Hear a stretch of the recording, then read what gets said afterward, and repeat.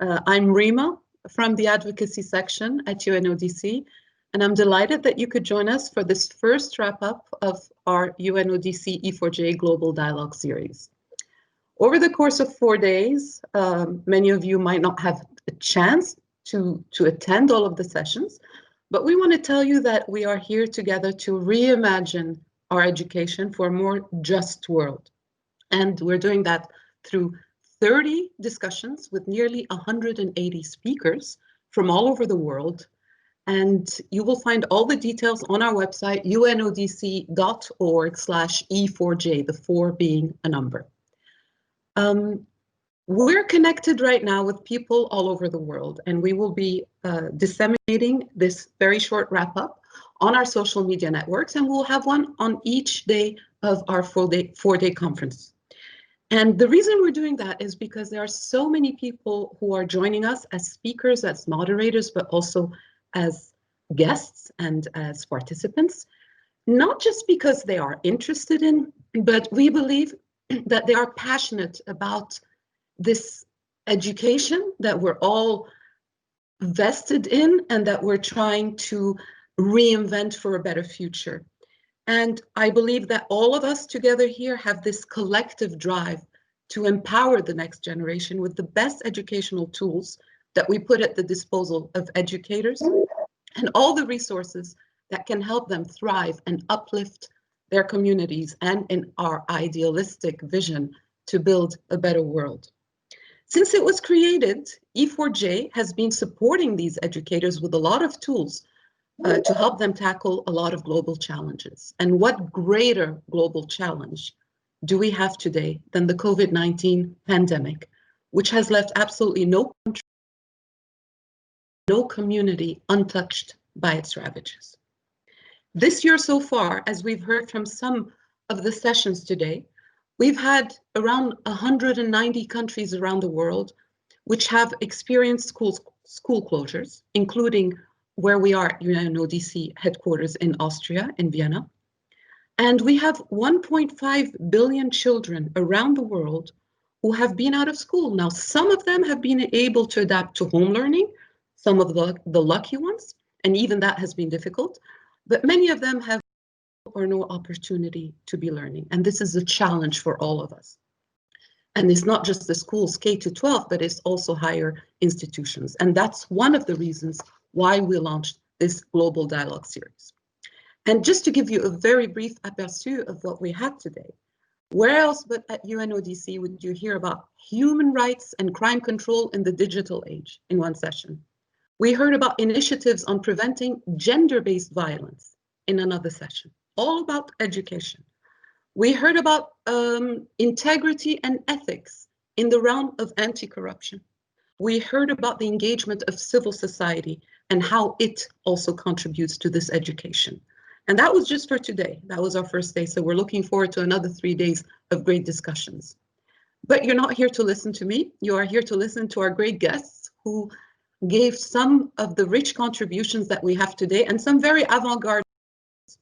I'm delighted to welcome to our wrap-up today Christian Wenzl, Education Lead at Microsoft Austria, and Adriana Jímenez Robledo, who is Compliance and Communications Officer and Architect at Siemens Mexico. Welcome to both of you. Christian, I will start with you. And I was very interested to listen to you talk today about this competence-oriented education. And you clearly have a passion about empowering students. And you also believe in the power of software in making that education accessible and inclusive so that no one is left behind. And these are words we love to hear at UNODC and in the family of United Nations. Since not everybody had the chance to listen to you, I'd love it if you would take a couple of minutes to tell our viewers how this can go from the theory and the vision that we have to the practice of getting our children all included in this education. Thank you very much. Thanks for inviting me. Thanks for the introduction and thanks for the summary, to be honest. So I think there's not a lot I can add. You just summarized it perfectly well. So I think I would like to add maybe one thought, which is really crucial and important to me. It's when we think about education, when we think about making it equal, making it accessible, making it inclusive. In the end, it's about giving the students of today the skills they need to create the future and not only to be future ready. I think this is a very important distinction and differentiation. I would say also my company, we strongly believe in the opportunity that everyone can realize his potential if he or she has the best tools to do so, which getting the background help you maybe overcome certain things which you are not capable of. Might it be a language or certain body skills or whatever. Software and technology should make you able to realize your potential, and not by being front and center of everything you do. Tech should be completely in the background. Technology is a means to achieve something.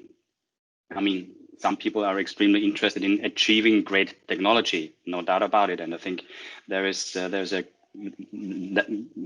we must be aware that our kids will be confronted with technology and with also the creation of technology a lot more than we used to be. So in our tech-based world, technology needs to be created, needs to be orchestrated, needs to be ruled, to be honest, because it all comes with an impact. And in the end, and this is maybe the last thing where I think this is a good sentence or a good quote for the importance of technology, because it's embedded in the word teach. So if you take tech and you add an A, it's teach. And if you have teach and you remove an A, it's tech. And I strongly believe, and I would say we here at Microsoft, we strongly believe that with the power of technology, you have the opportunity to overcome injustice. You have the opportunity to overcome imbalanced approach or approach to education in general. And with technology, you can really start giving the students of today the opportunity to learn skills which they can use to create the future. I think that's wonderful, and I love this tech to teach segue that you have in basically that it is a vehicle or a tool, so it's a means to an end, and it's not technology per se that is the important thing in education. I will go straight to Adriana to continue on what you were saying, Christian, because Adriana also comes to us from the private sector and is a proponent of the strong role that technology and corporations like yours have, Adriana, in strengthening a culture of compliance from youth. Now, we have to pause here because the idea of us adults making youth comply with something is very strange to a lot of us, especially parents. But I know that you are very serious about this work, and I would like to hear from you what you told our audience today and how we can get the youth to comply and with what, please. Yes, thank you very much for the invitation also, and I'm very pleased to meet you all. And first of all, I think that today it is essential that the private sector can share with all of our students, all of our future colleagues, all the lessons learned that we are having today in our private sector. So in this way, we are trying to strengthen the compliance topics in very early ages by making different initiatives. One of that, for example, is we are having master classes with many people of the different universities in Mexico, which different colleagues of our area in Siemens share with them the most important study cases that we have in the different areas in order them to analyze them and to provide different solutions with a fresh eyes. So in that way, we are involving all the youth people in order to see with a different solution that we are having today with real problems, and encourage them to reinforce the importance of compliance in every area. So I think this is very important because many times we are also giving the same solutions every day, and when we have something new, I think it's important to listen to these new voices in order to improve our compliance system, and really learning how they speak, how they understand things, how we can get involved them in different channels of communication. So what we are making also is creating different channels of messages and different communications that are very effective to them, in order that integrity is not something that it's outside, it's in every person. And with their work and with their little improvement every day, we can create a better society, since they are in university. So the next time that they are going to be our colleagues, they understand the importance of that and be aware of these problems. That's wonderful to hear, and we're very pleased to hear your experience with that, Adriana, and I'll come back to you. I'm delighted to hear that our third guest, Adedeji Oyenuga, who is a criminologist and a senior lecturer at Lagos State University in Nigeria, has been able to join us because the gods of internet bandwidth have smiled upon us tonight. Can you hear us? I can hear you. Fantastic. Welcome. Welcome to our wrap-up. Well, I'm working right now, and I'm in a very dark place. Okay. Electricity failure in my university at this time, so I'm working on the street. We're sorry to hear that, but we're delighted to hear your voice. And I wanted to tell our viewers and our audience what a very interesting background you have. You work on cybercrime, and it sounds like something out of a thriller for a lot of us, but in fact is very much a reality to which young people are quite susceptible. And I know that you have written about security education, and in your experience as a professor at the University of Lagos, I was wondering if you could give us a brief idea of how you are combining these two seemingly very different and very difficult to join issues. You have the mic. Okay, thank you very much. I work in a university but for my PhD degree, I worked on cybercrime. And for 6 years, I did what we call participant observation. I had to join the group. I had to put on their identities, and then I had to be trained by them to understand them, because I wanted to see cybercrime from their own point of view, And in my study, I found a lot of things. And up till now, I'm still connected to cyber criminals, especially in Nigeria and those in diaspora. So basically, it's a different ball game. And as a criminologist, it's sometimes very difficult for me to say that these young people are doing something wrong, because when you are close to that group, you realize that some of these things that are product of the kind of lives that they have lived. I'll give you an example. There was a cyber criminal who was in Nigeria up till when he was 32 years old. Then he relocated to the United States of America. I kept observing him, and I thought he was still going to continue to be a cyber criminal. Today, he is no longer a cyber criminal. I also have something about Hush Puppy, very popular. He grew up in a one-room apartment with his mom, and then his sisters, and then his daddy was a taxi driver with more than one wife, with concubines, and then he had to grow up, he had to struggle, and then he became that rich, remember, until he was caught. Now, if you look at his background, you see that he has been pushed into cybercrime by poverty. But the same cannot be said for all of them, because there are some people who are from wealthy homes who also engage in cybercrime. And then you also have a situation here in Nigeria where cybercrime is promoted by songs. Unfortunately, yes. I'm talking with individuals who may not understand music from my country, but there's a very popular song now. It's very simple. CC, load it. I'm trying to say it in English, but it wasn't sung in English. CC means credit card. If you have a CC, you load it.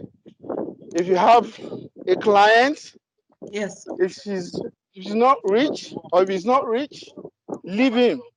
You make a little money from that person, I get to my point now. I'm getting your point, and this is a very interesting subject, and I wish we had a lot more time to discuss. But unfortunately, this is a wrap up, but I really wanted our viewers and our audience and later our social media networks to discover the kind of work you're doing.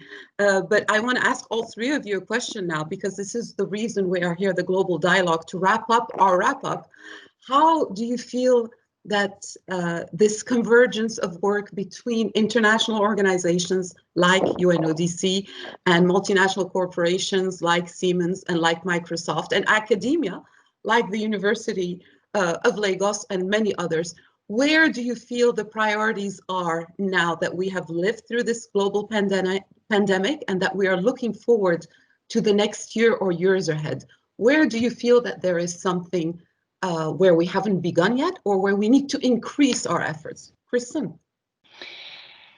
What we are seeing is that skilling of the people is the most important part to get started and to get things then rolling.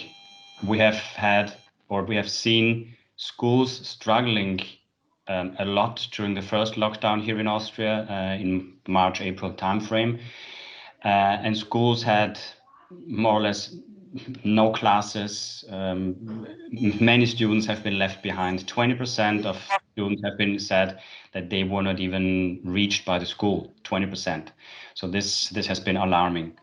Over the last months, a lot of efforts have been taken by everybody in the education system to skill people to use the tools to enable distance learning, hybrid learning. And what we see right now is that we are a lot better now in the second lockdown. Things function by far better, but there is still a lot of room for improvement, to leave a nobody behind, to even for those who are not left behind, to give them kind of the same level of education they actually would need or deserve. And thirdly, what we see is once people get skilled to it, they make amazing things out of the tools they have. And there are so many things we are not aware of yet, which will be created once the people do have the skills to work with the tools. So skilling the people, teachers, students, mostly adapt quickly. And parents. And parents. And parents. Absolutely true. And parents. So these are and maybe last point, standardization. To a certain extent, too much technology is simply overwhelming. There are a lot of platforms out there, but in the end, schools, I would advise to focus on fewer platforms so that it's easier to work with them. And we will not mention any names of any platforms on this one, Christian. No. Very interesting. Thank you. Adriana, I would love to hear your point of view in a very brief comment, please. Where do you think the priority is after we have gone through this pandemic here? Where do you hope to go? I also agree that the tools are a big challenge for us because all the people want to use this platform. So we need to have these new tools or maybe these new ways of learning and to sharing these experiences.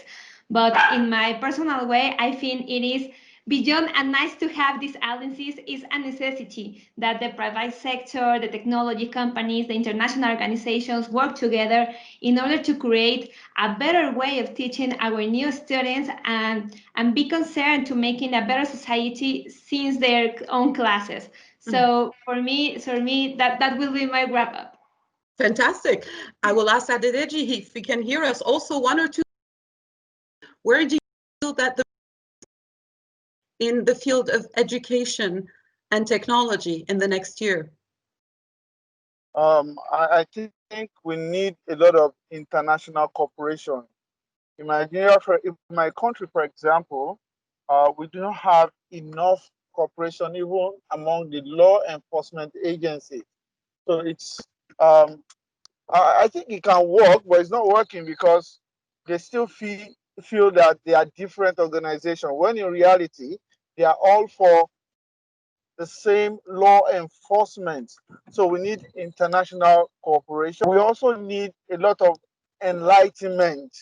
See, we need to change the mindset of a lot of people. Young people always feel that breaking the law or committing crime like cybercrime, which is the easiest of all crimes, is another way of becoming wealthy, when in reality they don't see it as crime anyway, because from their point of view it is really not a crime. So we need to change the mindset of the people, and we also need to ensure that all the members of the society are educated. So Thank you. We need international cooperation. Thank you. That's what we're here for. And I'm going to give you one last flash test, which is a question, and I need a one-word answer from you. Adedeji, we start with you. This year, the word of the year for some of the dictionaries was pandemic. Some other words was lockdown. What word would you like to be the word of the dictionary next year? Peace. Wonderful.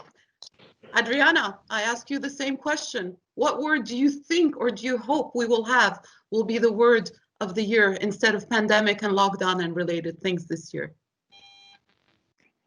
Reinventation. Oh, nice. Christian, you have the last word on this. Difficult question, and I would leave our topic here. I would say, I hope that next year climate change will be the topic #1 again. Oh, that's something to look forward to, because that means we would have been done with our problems this year. Thank you so much to all three of you.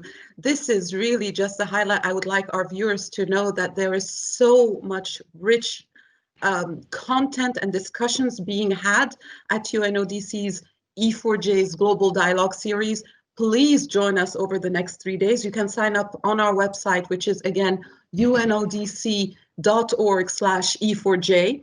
And if you follow hashtag Justice Dialogues on Twitter, on all our social media accounts, I look forward to welcoming you again for tomorrow's wrap up, which we hope will be able to start on time at 6 p.m. Central European time tomorrow, where we'll have another set of great guests to talk to you about the day's discussion. Until then, I hope everybody stays safe.